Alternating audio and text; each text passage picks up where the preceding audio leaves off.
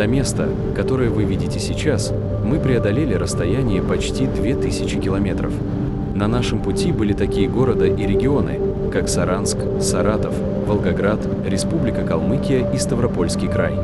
Мы столкнулись с сильными дождями, которые, к сожалению, привели к повреждению моей старой камеры GoPro. Более того, наш интерком полностью вышел из строя. В результате мне удалось сохранить лишь небольшую часть отснятого материала, и я делюсь с вами тем, что удалось запечатлеть.